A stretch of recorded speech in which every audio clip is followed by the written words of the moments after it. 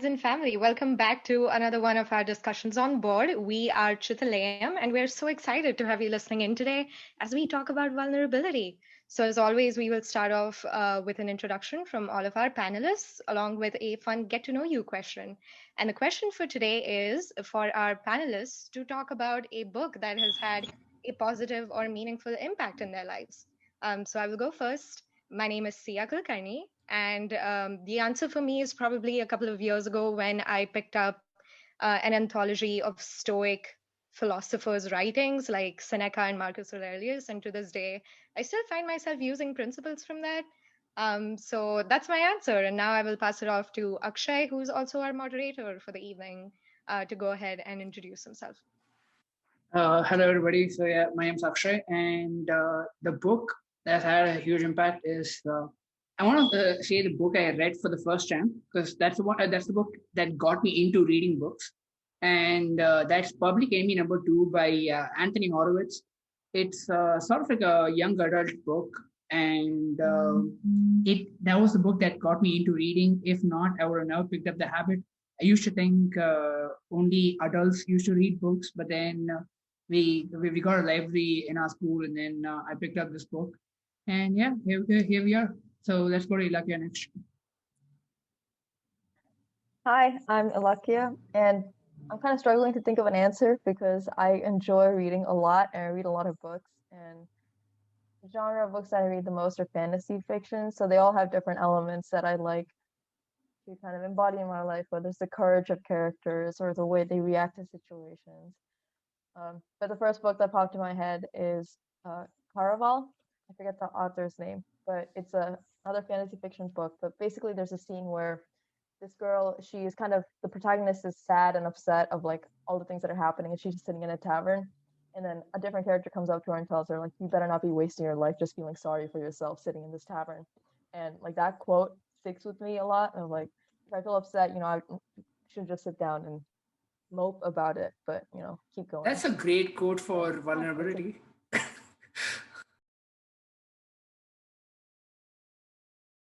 So what is vulnerability, and is it an end stage, or are there other steps that should be taken to be vulnerable?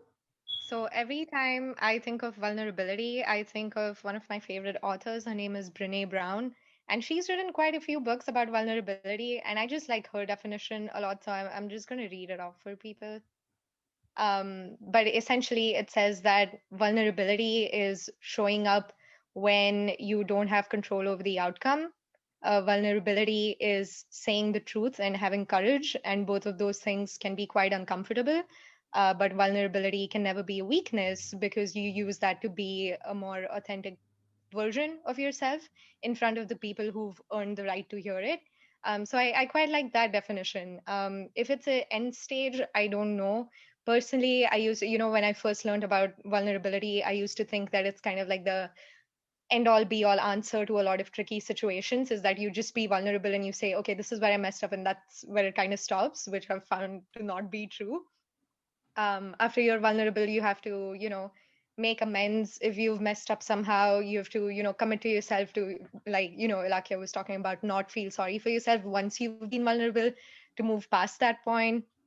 And you also have to, commit to yourself to, be better than that if you need to, or just continue living in that truth if possible. So yeah, that's what I perceive vulnerability to be. That's a very, very, very interesting answer, and I'm glad you brought up that book as well. It definitely gives some credibility to it. Ilakkiya? Sia shared a really good definition of vulnerability.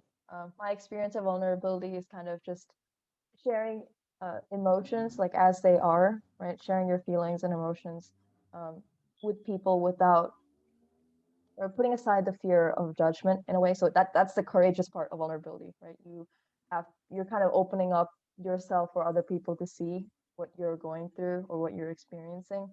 And I would say it's definitely not an end stage. Like Sia said, I think of it as kind of like the tunnel, right? It's a way to get to a better solution, right?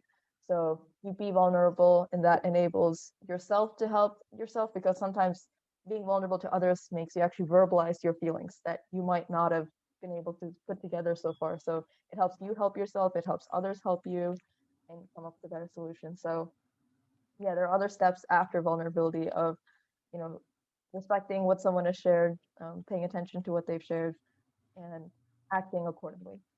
Uh, that's a pretty good answer too. I would actually have to say something like a bit different, which is being vulnerable to yourself. So sometimes you tend to like, minimize your feelings like for the moment, but then you have to be vulnerable enough to understand what they are and then understand the emotions, why you feel them, and that is something the way you have to be vulnerable to yourself, even if there others are not there. You still have to be confident that you can handle those emotions and actually like let yourself feel those emotions, and that is not an easy thing to do, but that would definitely, I think, would help you, and you should definitely do it. Who benefits the most from vulnerability, the person being vulnerable or the one hearing it? So this is a very recent thing that happened. So I had an appointment with one of my best friends, and we'd been, planning on it for quite some time. And then I woke up this morning at 7 a.m. to keep that appointment, and I saw that this person had not responded to me and had not confirmed it. And so I gave them a call, and then they told me, "Hey, I'm so sorry. I ended up coming out, and I forgot to tell you about it. I was planning on emailing you, was planning on letting you know, but I forgot about it." And in that moment, obviously I felt angry, I felt not valued, and so my initial reaction was to get defensive, or I was feeling like, oh, okay, you don't value me, and I wanted to hang up on them. I never wanted to talk to them again. But in that moment, I thought, okay, let's try vulnerability. Let me just say how I truly feel, so I can extend the opportunity for the person to address what's happening, because obviously I didn't expect them to, leave what they were doing and come be with me instead. So I very vulnerably, in my opinion, it was tough for me to do, but I told them, I said, hey, I feel kind of hurt right now, and I'm not feeling very valued. I'm making up this story that whoever you're out with is more important than me, and I don't think that's a good reflection of what our connection is. So I don't know how to proceed with this. And then they were vulnerable, and they said, oh my god, yes, I feel so badly about it. I've been so absent-minded, my brain has just been a fog. I want you to know that I value you and you're important, and I'll do anything to make this up to you. And I feel like if I wouldn't have taken that route, this could have gone completely different, and we actually ended up feeling much more connected afterwards. So I think it's kind of beneficial for both people. If it is somebody who's, who knows you enough, and in that moment would benefit from understanding where you're coming from, I think it's beneficial for both people or multiple people involved. I really like your answer and the fact that obviously like both people like benefit from it, but also more in the fact that you didn't just give an answer. Yes, both of you would do it, but rather you said for the event, what happened here was that both people were benefited from this, and because of that, I can see why it could go that way, and I really like the way you put the answer in that way. Ilakkiya? I'd like to share like another scenario as well. So there was something that someone was doing to me. Like we've known each other for many years, and the way that they were interacting with me was actually kind of harmful in a way, not like super harmful, but it was um, something that wasn't okay. Basically they were unloading a lot of their problems onto me, and I was trying to be the one to solve them. But that's something more that a therapist could have helped them address and figure out the root cause of their problems and whatnot. I wasn't the one to do it, and so in that regard, I was being hurt. But later on, that person was, they kind of recognized that this is what they were doing to me, and they started a conversation of like, hey, I realized that I've been like telling you all my problems and expecting you to solve them when you're not the one to solve them. And I'm really sorry about that, and I won't let it happen again. And sorry for everything I've done so far. And that was really great because, first of all, I didn't realize it was an issue until that person started this conversation. And they were vulnerable with me in terms of, here's what I've been doing so far, and I'm sorry about it. So then their vulnerability gave me and them, I would say both, a lot of benefit in terms of recognizing that, okay, now I actually know what boundaries are. I can actually start setting them. That was when I learned what boundaries mean, and that my boundaries were being violated thus far, and now I could actually start creating them and upholding them. And that person was able to be more accountable for themselves and start going to therapy and doing things for themselves. So their vulnerability in that moment benefited both of us because it changed the way we interacted with each other after that for the better. So I would say it benefits both people, but I've been stuck up on trying to figure out who it benefits the most. Um, Probably still the person being vulnerable because I guess they start a conversation, right? So they can feel like, yes, they were able to share their emotions and they were also able to initiate a better connection with whoever they're being vulnerable to. So maybe it's the person being vulnerable in the first place who benefits the most, but both do.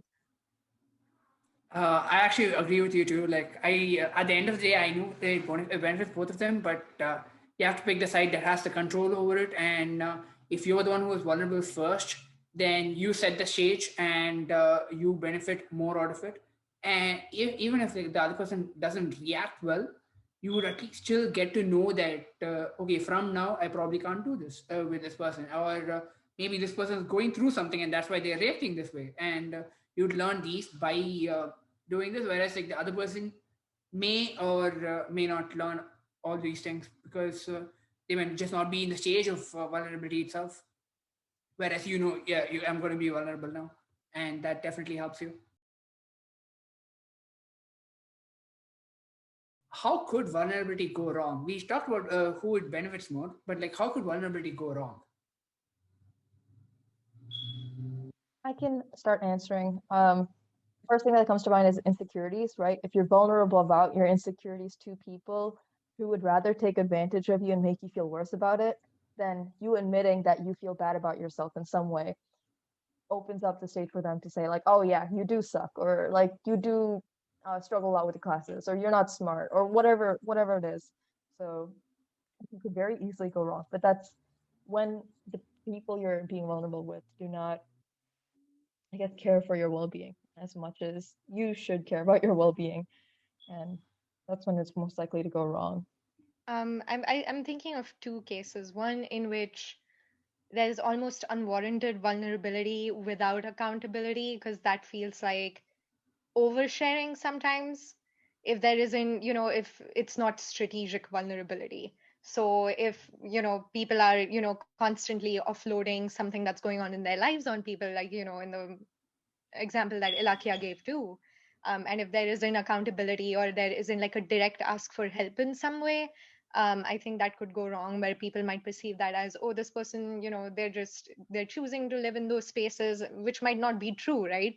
But it could alter how people perceive you for certain. So if you care about that, that might be something to be wary of. And another thing is, if you expect some kind of, stereotypical reaction to your vulnerability, I think that could go wrong. Vulnerability should be expressed for its own sake in a way. So if you're expecting to get away with something just by being vulnerable, or to be given some kind of, easy way out, or a, get out of jail free pass by saying, oh, this is what happened. I think it doesn't stop there. You have to let people react to it the way that they might, and not get mad at them by saying, oh, I was vulnerable with you and I told you what was going on in my life. You should have, you would have reacted well. We can't really control that. So those are the two examples I can think of. It's actually funny. I also have two different examples, which is one thing is, once you're vulnerable, sometimes the other person might want to be vulnerable too, and they might actually need to be vulnerable. Whereas the moment they know that you're feeling vulnerable, they're like, oh wait, my guard's up. I can't be vulnerable with them now because you know what's happening here. I can't be vulnerable with them, and for most times it usually happens where like older people usually think that with younger people, where I can't be vulnerable with them because you can obviously see what's going on here. They're feeling vulnerable now. You can't dump more information on them now, and sometimes that's why even when things do go wrong in the family, sometimes you tend to hide information from really young people and really old people because you know that you don't know whether they have the ability to be vulnerable and be okay with it. Uh, and So that was like one of the things. The other thing is sometimes when you voice out what is going wrong, you might have actually not. Like, of course, sometimes if it's unknown, you're really scared. So like, obviously, vulnerability helps. But then sometimes you wouldn't have thought it's that bad. But then the moment you see it, I was like, oh shit, it is actually like this bad. And then you then go into sort of like a panic mode because you were just like vulnerable and you are in a sort of weekend state, and you don't know how to handle this. And at that time, like it could go wrong, where you are not in a stage where like if people don't react well, which as Sia said, it shouldn't be done for that thing. But then at that weekend state, if people react badly, you would take it to your heart. And it's I understand you shouldn't take it to your heart, but like when you're in a weekend state, you won't be able to like think that far. So I guess I want to catch on to the last point you said of like when you're being vulnerable, you're in a weakened state.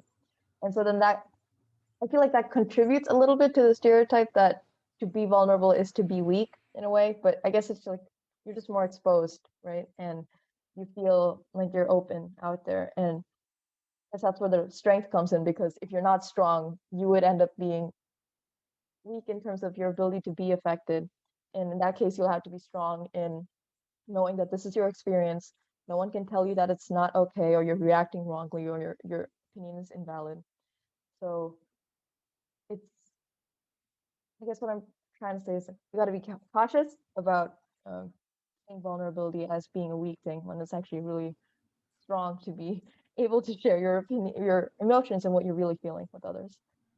I do want to clarify, when I said weak, it's sort of like a rubber band where like you feel weak for that point, but then of course with the vulnerability, like once the whole thing happens, you are like way further ahead and you have the strength. But then like when you're feeling vulnerable, that I meant as a state, you felt a bit weak. But then of course, I didn't mean it to be that vulnerability is bad or anything like that. Sia?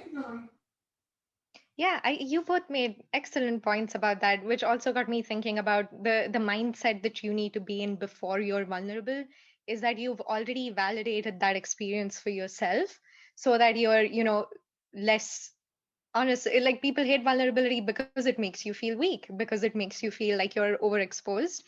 And the way to do vulnerability a little bit more effectively is if you validated that emotion for yourself before you present it to someone else.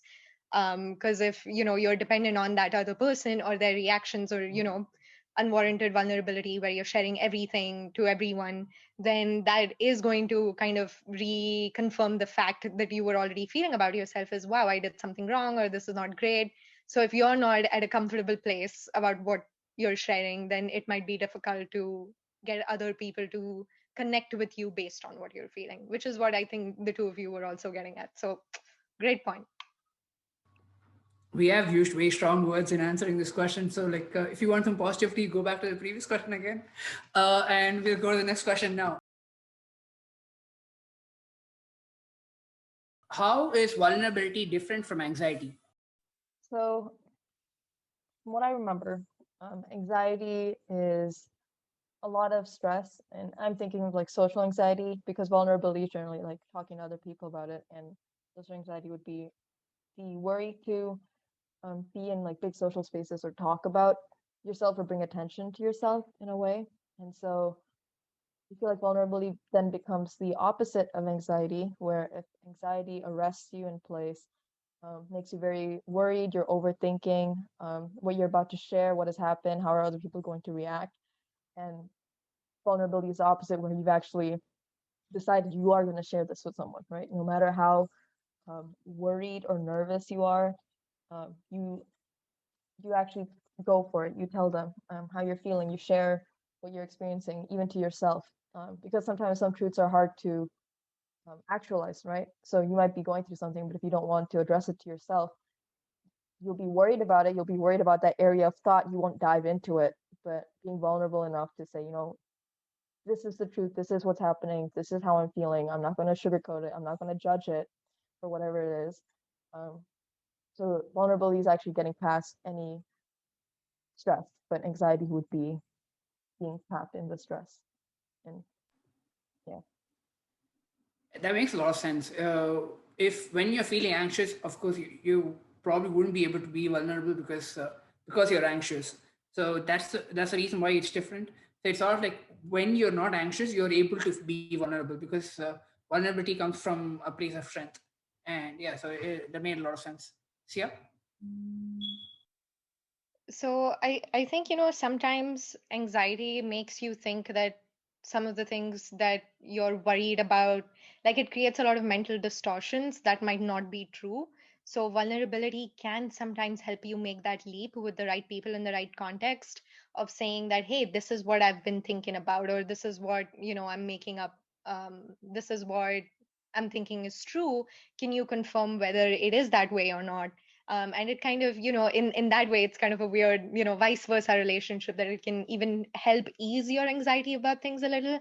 So if you are, you're sitting and you're thinking about, my friends hate me because they forgot to invite me to something, and it might take for you to be vulnerable enough to say, hey, I noticed that you didn't invite me to this thing. I'm wondering why that is, because I'm making up the story that, you don't want to be friends with me, or that I've done something wrong. And then that's a way to kind of break through some of those anxious thought loops. Okay, so we talked about how vulnerability and anxiety are different. So like the next question has to be how to overcome that fear of vulnerability, because while it is coming from a place of strength, it is of course not an easy thing to do. And we have heard about how vulnerability can go wrong as well. So how do you overcome the fear of vulnerability? I would think that a couple of the reasons people might be afraid of being vulnerable are that maybe they've never done this before, trying to share their emotions with other people, or they've had an experience where they tried to be vulnerable and it backfired badly. Going back to the previous question of how can it go wrong, or they've been raised in an environment where being vulnerable or sharing your feelings or emotions was not really encouraged or accepted, so they don't even know it's something they can do. And so these are all things that could create a block or fear to being vulnerable. And I would say that when I started going to therapy, uh, I had to kind of figure out all, like, I would need to be vulnerable with a therapist, right? Like they can't help me unless I'm telling them what's going on in my life. So to be able to do that, it definitely took a lot of just like rethinking and re-experiencing the same feelings and recognizing that this is hurting me every time it happened, and kind of that repeated acknowledgement of thoughts was what made it easier for me to be vulnerable with someone, because then I recognize, it's recurring, I need help, and this is an issue. So whatever you're thinking about, if it's just frequent enough that you're experiencing it and you can validate that to yourself, like we were talking about earlier, then that would help you be more strong and affirmative in sharing what you are experiencing. And another fear that people may have is who you're sharing it with. So you got to pick people who you've known for a long time, not a stranger you met on the bus, because they're not going to be able to help you for long. Someone who's going to react well, who is going to uplift you or listen to you, acknowledge your fears, or listen to what you're sharing. So you'll be, I would think that most people have a good social sense to recognize, who are the people who will listen to me, or the people who are going to disregard me. So use your gut instinct. It's honed by all the years of your living. So if you think that someone will react well or react wrong, well, go with that. Yep. The three things that I think about when being, making vulnerability more efficient and a little bit more approachable. One definitely is creating context. So if you're planning on being vulnerable with someone and you don't know how they're going to react, maybe prefacing that by saying, hey, can I be vulnerable with you right now? Can I share something that's a little bit intense? Or, just kind of laying that context out well so that you can ease people into it and they kind of know what it's about. That has helped me personally in the past, definitely, instead of just like going into it and saying, oh, this is happening. And they don't really know what their job is. So if you're expecting them to listen, or you're expecting to connect with them or ask for advice, then just saying that up front, I think that helps for people to contextualize what you're saying. Then also, if you're worried about details or sharing something with people, but you're really craving the ability to talk to someone about it, you can for sure leave out the details and you can just speak about the emotion, right? Like, oh, something happened and it made me feel this way, or I've been dealing with something. So vulnerability might not, comprise you giving the whole story. It can also just focus on the essence of what you're going through. So if you're still kind of unsure about someone, you can always just, lay it out a little by little. And if they've earned your trust and they're doing well with the information you're giving them, then you can reveal more. And I know like this is a lot to expect of ourselves when we are in this stage when we might need support. So yeah, some of this might stick, some of this might not. Then finally, just power, right? So if you're raised in an environment that doesn't necessarily encourage vulnerability, then you being vulnerable might backfire with those same people who are discouraging it. Or if there's some kind of like power imbalance, say it's with a boss or who doesn't, you've always gotten that feeling that they don't really care about me, or if it's with like a frenemy, things of that nature where there might be power involved, then vulnerability might not be exactly what you're going for. At least with what you're going through, you can be vulnerable about, hey, this is a tough situation for me, or this connection is tough for me. But yeah, just being vetting the people you're being vulnerable in front of, like Ilakkiya said, can be super helpful. Why is it hard for parents to be vulnerable with their kids? I can go because my answer is super short for this one. I think it's role conflict in a way where you know how they say like a manager can't always be a friend or a parent can't always be a friend, because I think some parents or some managers, and I'm speaking more from a manager standpoint because that's what I've been. I haven't been a parent. Is that they perceive that their credibility might be shaken if they show any signs of like imperfection, or they show any sort of like, they show the chinks in their armor in a way. So I think that role conflict definitely makes it harder. You do say that, and it is like a common belief too. But then I actually like found a study that said with leadership, today in our days, vulnerability is like one of the most important things that sort of makes you relatable to them, so that they also want to be vulnerable with you. And that is something that you won't see a lot with like people who are like a bit older, and their methodologies are a bit different. And I think it's while what you're saying is very true with the role playing and everything, I also feel that vulnerability was not a good thing a few decades back, and some people are still conditioned to see everything in that way. And because of that, they're trying to do the right thing, and the right thing is not to show vulnerability. And that is why both with managers as well as like with parents, they don't show vulnerability because they do believe that showing vulnerability is a weakness, or showing vulnerability is bad. And not just that it would be a bad experience, but it would have detrimental effects. And and it would also have a detrimental effect in their relationship with who they're being vulnerable to, because that means you're saying you could be wrong. And it's not easy to say you're wrong, right? So similarly, it's not easy to be vulnerable, uh, especially with a parent where you've taken care of them, you've taken decisions for them when they were a minor. And when you have been the person they look up to, you don't want to suddenly become a person that, what if they don't look up to me once I am vulnerable with them? And like those questions obviously pop up, and the first time you do it would definitely be the hardest. But like while that is there, I still do think that once you do it once, you would definitely have a good effect. And even if it didn't work, I can definitely say that you similarly the way you were conditioned, you can also condition them to be susceptible and I mean not susceptible, receptive to vulnerable, being the comforter for someone being vulnerable. And of course, it's a great skill to teach someone as to like your kid to. Ilakkiya? Really good answer, Akshay and Sia both.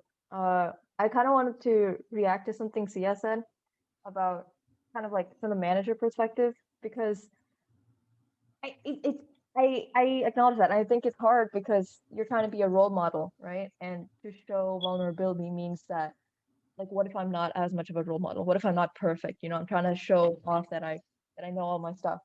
And so like the people that I kind of take care of and I'm a role model for, when I went into quarantine because I was exposed to someone who tested positive for COVID, I didn't want to tell them that because I didn't want them to see me as a person who was irresponsible, who got COVID, who went and met someone with COVID, who wasn't taking the pandemic seriously. Like I do all those things, but this it happened this way. But I didn't want to let them know that I went to quarantine. That was something that I was not okay to be vulnerable about with them because I wanted to be seen as, I do it all right, I do it good, as a role model. So that makes it really hard. And parents probably go through the same thing as well of wanting to be the person that their kids can look up to, who always knows the right thing to do, and that makes it hard.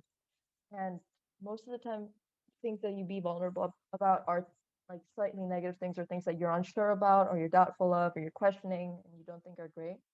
But I started to think while you were both answering this question that parents could be vulnerable about good things, like if they're vulnerable about the rationale behind decisions that they're making that they're asking their kids to follow. That kind of vulnerability might make it much easier for their kid to listen to them and follow them and understand why their parents are doing what they are. In that case, it might be helpful, but otherwise it's hard because they kind of want to maintain a like there's a little bit of a power dynamic, right, of like, I'm your dad, I'm your mom, you'll do what I say, right? Sometimes when the situation demands for it. And that kind of wall between you and your kid would be broken down if you be vulnerable and share with them what you're feeling, and it would open up for your kid to come share more with you too and be more vulnerable with you, in which case the wall will get thinner, and some people are afraid of that. How to be a knight without the shiny armor? In the context of vulnerability, that makes me think of be ready for what you're modeling. So if you are being vulnerable with someone and you're expecting them to react to it well, then also be prepared to react to their vulnerability as well. So if you're, as a role model or as anything else, if you are, using that way of connecting with people, then also make sure that you know how to respond to other people doing that well, so it doesn't just make you seem like, oh, if I do something and I'm vulnerable about it, then it's okay, but if you do it and I don't agree with that, then I'm going to respond poorly to that, and then that might make you seem very ingenuine and make the oh, I'm being vulnerable and I'm good at vulnerability aspect seem very like morally superior if it's not a two-way street. So that's my answer for how to be a knight without the shining armor. That's a very good answer. Ilakkiya? So just to get some clarification, so it's about not being the savior, right? Or like coming in like in all your glory of I know how to be vulnerable and I know how to listen, right? But more of like how do you be a like as morally good as a knight without kind of the official title of it or being flashy about it? Is that what the question's asking? You can take the question as how it is, and then you can give an answer. And like we all can give our own perspective. Okay. Then I would say being consistent, no matter who you're interacting with, always being a kind person, so that even before someone has to ask you of can I be vulnerable with you, or basically you make it easy for them to be able to ask that question or to be vulnerable with you, right? Because you've always been a person who cares and listens and doesn't take anything lightly, or not anything lightly, but you generally care. You react and you listen to other people. That kind of consistency is a good way to be a knight without the shining armor. Okay, okay. It's since knight in the shining armor is usually used for men. I do want to talk about the fact that when someone is being vulnerable, don't say don't cry, don't say man up. Those things would definitely like not help while they're trying to be vulnerable, and while they're trying to create a bond between you and them, and then you sort of say like, hey man, calm down, just deal with it. And like obviously like they can minimize it, and then like, but then when you minimize it while they're trying to actually say their feelings, they say trying to voice out their opinions, you are sort of harming them. And so even if it's uncomfortable, I would advise to like try to not do that. The second thing is sometimes they react the other way, which is like the toxic positivity. Yeah, dude, this is nothing. It's all easy. Like no worries. And sometimes you have to acknowledge that yeah, it's hard, but you'll get through it because you're strong, not because the situation is easy. And I've learned this the hard way. I was once toxic positive to my friend, and then she didn't tell me this either. And then, like 1 year later, I was reading an article where I read a similar story where they were saying it was about eating disorders, and I was like, "Oh shit!" I was being toxic positive. I sort of thought that with anything right now, you're probably like being negative because of things happening bad to you. And I was like, let me show you a positive light. Let me show you a positive outcome. And that's sort of where I came from. And she did understand that. That's why she didn't really complain to me. But then I also later understood, like a year later, that I was totally being like toxic positive, like with my response because I sort of said that there are worse things that can happen to you, and I try to remind her all the good things that are happening, and I didn't really acknowledge whatever was actually going on with her or like trying to solve the problem. And yeah, that was not a great way to respond to it. This one's case study. So, how do we react to others' vulnerability? We say you should react well, you shouldn't react this way, shouldn't react that way, but how do you react to others' vulnerability? And like, how do you want people to like react to our vulnerability? I can start answering. Empathy, right? So empathy is the act of kind of putting yourself in other person's shoes and trying to understand what they're experiencing, or uh, within your mind, kind of seeing if this was happening to you, what would you do, or based on your personal experiences relating to that person, which is different from sympathy, which is just like, oh no, I'm so sorry this is happening for you, which I was very sarcastic in my tone right there, but it also comes off as ingenuine, even if you're trying to say it genuinely, because you're not really feeling what they're saying. And I would just say, so I made a presentation on active listening recently, and I think that relates a lot here. So if someone's being vulnerable, listen to them. Some of the things that go along with active listening, or being empathetic, obviously, putting away distractions in a way. Like if someone's starting to tell you something, you can either say like, "Hey, I'm just gonna turn my phone off. I'm gonna turn off notification. I just need to put this aside so I can give you my full attention." So don't look away from them. Look at them. Kind of face towards them. Listen to them. Don't start offering solutions immediately. That's kind of one of the traps that most people easily fall into, because if someone's sharing something with us, sharing that they're hurt, we want to be able to solve it for them because we care for them and we don't want them to go through it any longer. But in that moment, they just might want to be validated, right? That this is happening. It is tough. Like no matter if it's as simple as like, I can't wash my dishes. I feel really bad about like my ability to take care of myself, whatnot. Uh, just don't just be like, well, the sink's right there or the soap is right here. Like why can't you do it? That would be dismissing them. Uh, but acknowledging like, hey, I get it. Sometimes it's hard. Some days are tough. You don't have the energy. This isn't your top priority. It makes sense. Validating them is really important. So do that first, and kind of when they get to a more calm state, if you feel like you want to start offering solutions, or if you have a sense of whether they want solutions, you can ask like, hey, do you want me to give any advice, or what do you want to do next? Kind of ask them that, give them the opportunity to tell you, and then go from there. This is actually a very good point, and this is something I like sort of do as well, which is if someone's like sort of being vulnerable to me, I sort of ask them, "Hey, do you want comfort or do you want me to like give you solutions?"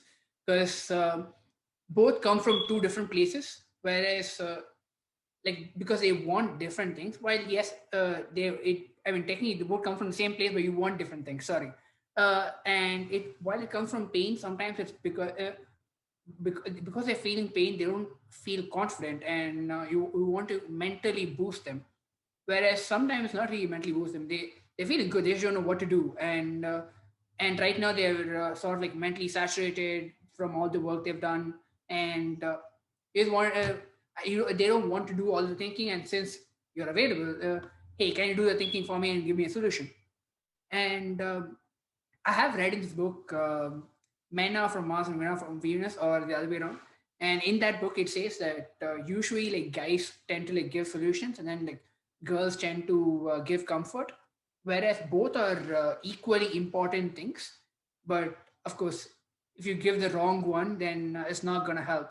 And the other thing is usually it is also from the book, which is like with guys, they tend to when they feel bad, they tend to distract themselves, whereas with women, they tend to openly say what is going on, and that's one of the ways that they feel good about themselves, because and at that time they are looking for comfort, and at that point the other person is empathizing with the men, and the women are both empathizing with them. And as men, and I can say as a man at 32, I used to sometimes give some people space because they're feeling bad, whereas I got to learn later, like they want me to be there and listen to everything, whereas as a guy, that is what I would prefer. So I actually empathized with you, but then because of I empathize with you, I sort of gave what I would have preferred, but then I should have given you what you would have preferred. So that's why it's very important to ask, hey, do you want comfort or do you want solution? Do you want some time? What do you want, bro? What do you want, girl? Have that conversation, and it would definitely help. Sia? That was a beautiful answer, Akshay. I kind of want to say that I've been in spaces when people have asked me what I would like, and sometimes I didn't know the answer to that. That can happen. So if you ask people how can I show you support right now, or what would work out the best for you, sometimes people might not know. And so if you, or other times I've been on the end of like hearing about something that I was having a lot of trouble relating to, or it was vulnerability that was expressed about me in some way, about either a problem I've caused or it involved me in some way. So again, there was some kind of conflict there, and I wasn't in a space to say, oh, okay, all right, I hear you, because maybe it hurt me, or something else was going on. So going super meta, if someone has been vulnerable to you, you can be vulnerable and you can say, I don't really know what to say right now, but I want you to know that you're valued. Let me think about this. If you can think of ways that I can be there for you, let me know. Because not everyone spends time really working on like how to listen to people, or not everyone might have the resources at that point. So if you're feeling a vulnerable conversation coming on, you can say, I want to be present for this and I'm not really sure how I can be. Can we do this some other time, so that I can give you the space you need? So yeah, going super meta, be vulnerable. If someone's been vulnerable and you don't know what to do with it, that's much better in showing concern than kind of running away from the situation. Yeah, yeah. uh, we have all given good answers. So I do want to ask one probing question to this, which is, what if someone's too vulnerable and then you're not able to handle it? Like you want to be there for them, but then like, and they're being vulnerable. They're saying the right things, and you don't want to dismiss their feelings. You don't want to minimize their feelings, and you want to be there, and it's happening right now, and of course, if there were other people there, you can tend to say, hey, maybe they can come in and be that person. But then when you're the only one there, and then you already have a relationship where they can be vulnerable to you, and that's why they're being vulnerable. You guys are both parties have a good relationship, but now at that moment they're being too vulnerable, and you're not able to handle it. What do you do there? I think that's such a good question. In the past, when I've faced that with people, I've really tried to be honest with what's going on and why it's impeding me being the person for them, but then also very proactively giving them other options. I think that helps.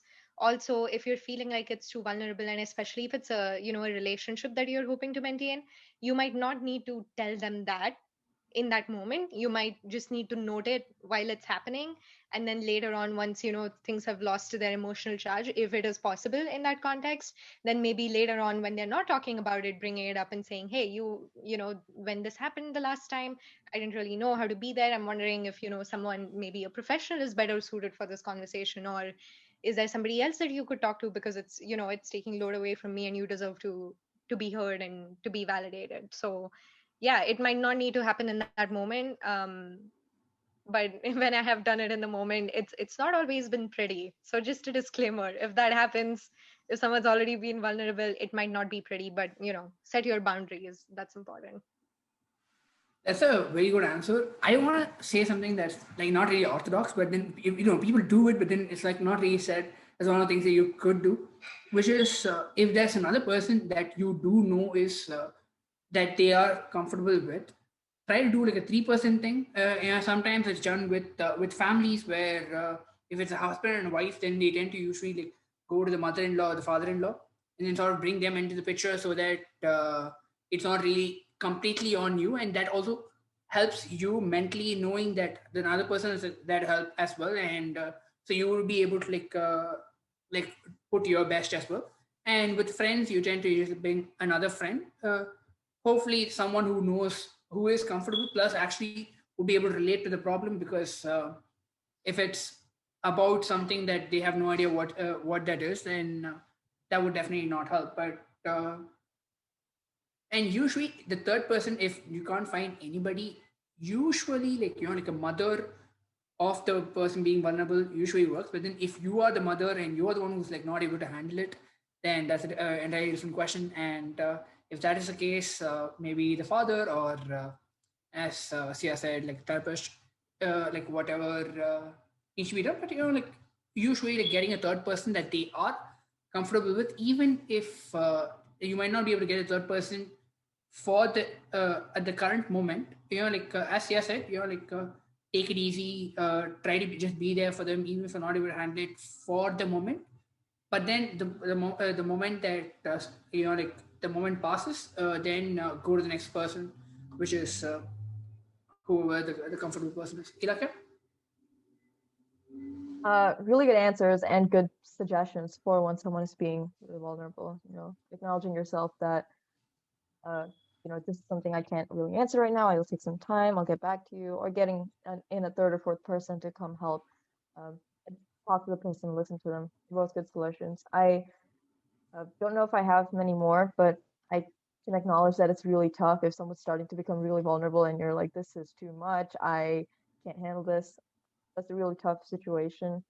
And if I'm thinking about, at least the scenarios I've experienced have been more like, if someone's vulnerable right now, but I don't actually have the time, in a way, like I have a commitment I need to go to. I can't stay here and listen to you as long as I should. Um, I guess trying to very neatly and nicely say like, hey, this is really important, and maybe I can come back and talk to you about this, or is there a different person you'd like to share this to right now? So even if you have to leave the situation, you can say, is there someone else you'd like to know about this, like a parent, a friend, someone else you could talk to? Can I help you get started talking to them right now? Or saying that I'll come back and talk to you about this later, and making a sincere effort to follow back up with them as soon as you possibly can. Um, those are other ways to help when people are being very vulnerable and you're not able to help in that moment. We have actually come towards the end of the meeting. So, what's everybody's closing thoughts from today's meeting? I feel like these are all, I have the same closing thoughts every single meeting, is that you know best where you're at, you know the context, trust yourself in using any of the tools that we talk about, thinking about whether that's best for you or if that isn't. Take your time with things, talk to the people that you trust. And with vulnerability, just always remember, it's what I'm striving to do for sure, is even if you can't be vulnerable with people around you, if you're just vulnerable with yourself, that's a great start.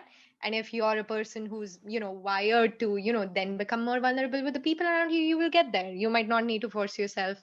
Or the other way around, if you're already pretty comfortable being vulnerable with people and it's working for you, you don't need to change that. So just trust yourself with that. You got this. Yeah, that's a pretty good answer. Ilakkiya? Uh, I guess whether you're a person who needs to be more vulnerable, in that case, think about all the ways that you can like overcome your fear of vulnerability, and know that it will get easier. Like Akshay said, the first time will be hard, but it can get easier, and it's worth it for your well-being and others as well to hear what you're going through. And if you're someone who's on the receiving end of someone's vulnerability, imagine how you'd like to be treated in that moment, but also think about what they want to say and how they'd like to be treated. Again, from Akshay. Those are both really good points. And something I really want to highlight is accountability after vulnerability, right? It's just a stepping stone. Something needs to happen after that. If someone's constantly being vulnerable, but they're unable to get out of that situation, well, then something needs to change, right? So active listening is an important part, but solutions are also important. So depending on how many times this happened, who it's with, um, you might need to not just listen to them and empathize with their vulnerability, but make them accountable for what happens next, because this isn't something that they should constantly be going through or putting you through, because listening to someone's vulnerability is an emotional toll on you. You've both given good answers. For me, if you want to take anything away from this discussion, just take that vulnerability is a good thing. And if you practice it, there are benefits to it. And if you do it with the right people, you have like a bigger benefit because you're doing it the right way. And sometimes it's not easy to do it. Sometimes it's because of fear. Sometimes you just think that vulnerability isn't the right thing to do, no matter like why you are not feeling vulnerable, or not rather why you're feeling vulnerable, but rather like why you don't want to be vulnerable. uh, Take a look at it. Like, we have all given you some points to say like why vulnerability is a good thing, and I'm sure you can find more like in other videos, and of course, with Google, you can like we have everything in our fingertips. So I just want to say like vulnerability is a good thing, and while I say it's a good thing, it's not an easy thing to do, but it's still a good thing. So some might even say it's skill. So, like, you might get better like once you do it, and you get to know who to do it with because you're skilled at it. And so that's all I want you to know from this meeting. Vulnerability is a good thing. Thanks so much for coming to this meeting, Ilakkiya and Sia. Like I learned a lot from today's discussion. But thanks so much for sharing your experiences and your stories. It definitely made it relatable to others, and you guys both gave insightful perspectives as well. So I hope the viewers liked it. Thanks so much for watching. You have a wonderful day. Thanks for watching. For more discussions, make sure to subscribe and turn on the notification bell. Also, make sure to like and comment more topics that you'd like to see us discuss. We'll see you next time.